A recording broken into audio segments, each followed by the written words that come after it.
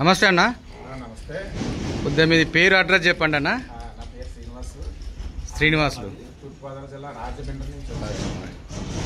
చూడండి, అన్నకి ఏం లేదన్నా 35 years ఎక్స్పీరియన్స్ ఉంది. సో అంటే ఒక మంచి కస్టమరు, సక్సెస్ఫుల్ కస్టమరు మన దగ్గరకు వచ్చినప్పుడు అతని యొక్క ఎక్స్పీరియన్సెస్, అతని వల్ల మనకు జరిగే లాభాలు మీకు అందరితో షేర్ చేస్తాము, మన అందరికీ యూస్ఫుల్గా అవుతాయని వీడియో చేస్తున్నా. సో అన్న చెప్పేది కొద్దిగా వినండి. A to Z ఇన్ఫర్మేషన్ ఇస్తాడు అన్న, స్టార్టింగ్ టు ఎండింగ్ వరకు. అన్నగారు చెప్పండి అన్న, అసలు కొత్తగా డైరీ పెట్టడం నుంచి పాల మార్కెట్లో ఎక్కువ రేటు సక్సెస్ అయ్యే వరకు అసలు డైరీ ఫామ్ అనేది యూస్ఫులా కాదా, నష్టమా లాభమా, అసలు ఏంది డైరీ ఫామ్ గురించి మీ 35 years మీ ఎక్స్పీరియన్స్ మాకు, మా ప్రేక్షకులకి కొద్దిగా షేర్ చేయండి అన్న. చెప్తానన్నా. ఫస్ట్ నేను చెప్పేది ఏంటంటే ప్రతి ఒక్కరికి కూడా నేను చెప్పేది ఏంటంటే డైరీ రంగం ఎప్పుడు కూడా సక్సెస్ఫుల్, ఎవరు చేసినా సక్సెస్ఫుల్. కానీ మనం వచ్చి డబ్బుల గురించి ఎప్పుడు కూడా ఆలోచించకూడదు. ఫస్ట్ ఏంటంటే కష్టపడతాం. అంటే నువ్వు చొక్కా ఇప్పి, నువ్వు డైరీ ఫామ్లోకి రాగానే చొక్కా ఇప్పి పక్కన తగిలించి నువ్వు పేడ తీయడానికి రెడీగా ఉండాలి. అది పేడ తీయడం రావాలి, పాలు తీయడం రావాలి. పాలు అమ్ముకుని డబ్బులు లెక్కెట్టి జేబులో పెట్టుకోవడం కాదు. ఫస్ట్ ఒక సక్సెస్ అవ్వాలంటే ముందు కింద నుంచి మనం అందులో అనుభవం సంపాదించాలి. అనుభవం సంపాదించి ఈ పాలు అనేది నిత్య కళ్యాణం, పచ్చతోరణం లాంటిది వ్యాపారం.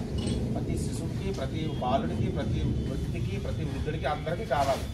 మరి మీకు నష్టం ఎందుకు వస్తుంది? చేసే విధానంలోనే తప్పది. అలాగే మనం ఎన్నుకునే గేదెలు, మనం చేసే శ్రమ, మన దగ్గర ఉన్న లేబరు, మన యొక్క వనరులన్నీ కూడా చక్కగా ఉపయోగించుకొని పశువుల్ని మనం చక్కగా పోషిస్తే అది చక్కగా ఎప్పుడు కూడా మనకి లాభదాయకంగా ఉంటుంది. అలాగే చాలామంది ఏం చేస్తారంటే ఒకసారి ఏదో పెట్టేయాలని ఉత్సాహంతో ఒకసారి 10 గేదెలు, ఒకసారి 20 గేదెలు తీసుకొచ్చేసి పెట్టేస్తారు. అది చాలా తప్పు. అది స్టార్టింగ్ ఒక 5 గేదెలు మొదలు పెట్టాలి. ముందుగా మొదలుపెట్టి వాటిని చక్కగా ఒకవేళ వీడికి రాపోయినా తెలుసుకుని, నేర్చుకుని, వాటిలో లోటుపాట్లు సరిదిద్దుకుని అప్పుడు మళ్ళీ రెండో బ్యాచ్ కోసం ప్రయత్నించాలి. అన్న ఒక విషయం చెప్పండి, అసలు డైరీ ఫామ్లో లాస్ కావడము ఎందుకు లాస్ అవుతున్నారు? ఫస్ట్ కొంతమంది లాస్ రావడం అంటే మార్కెటింగ్. చాలా మంది ఏం చేస్తారంటే కొట్ట మీద దృష్టి పెడతారు.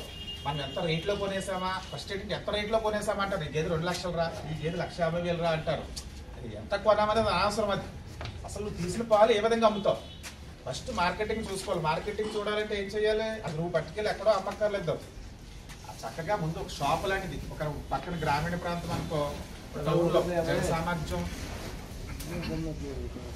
జనం బాగా ఉన్నకాడ చక్కగా ఒక చిన్న షాప్ తీసుకొని ఒక పేరు పెట్టుకొని ఒక మంచి పాలు, మంచి పెరుగు, మంచి పదార్థాలు, పాలు పదార్థాలు, కోవా, పన్నీరు, రకరకాలుగా. ఇప్పుడు కూడా ముఖ్యంగా రైతు సోదరులకి నేను చెప్పింది ఏంటంటే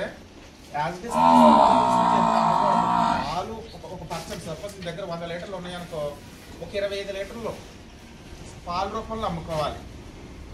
ఒక 75 లీటర్లు ఉంటాయి కదా, ఒక 50 లీటర్లు పెరుగు రూపంలో అమ్ముకోవాలి.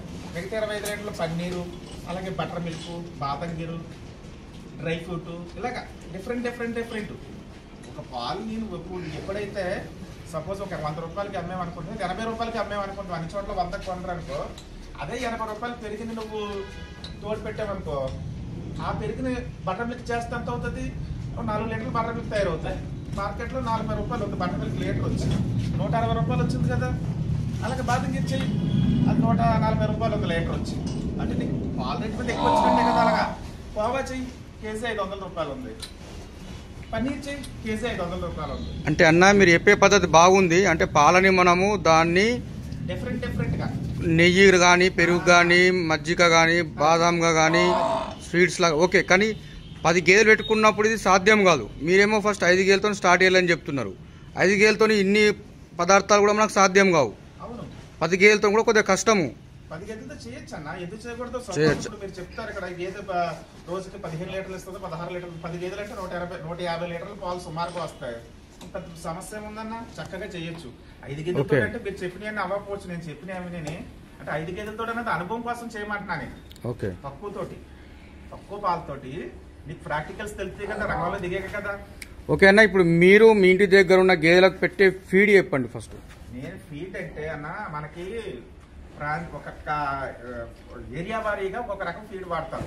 సపోజ్ ఇక్కడ సిర్సాలో నేను చూసుకుంటే మనకి హర్యానాలో పత్తి చెక్క వాడతారు, మిరప చున్ను, శనగ చున్ను, గోధుమ తవుడు వాడతారు.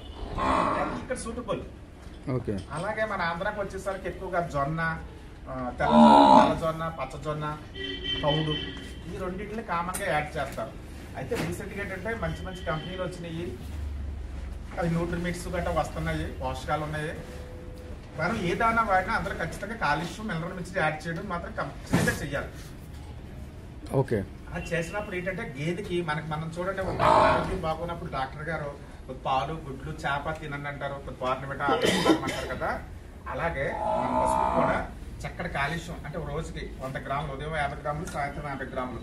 అలాగే మినరల్ మిక్స్లు ఉదయం ఒక 50 గ్రాములు, సాయంత్రం 50 గ్రాములు. దానా ఏది ఇవి గోధుమ పొట్టి ఇవి తప్పులేదు, తవుడు ఇవి, అలాగే మన దొరికినవి ఏదన్నా ఇవ్వచ్చు.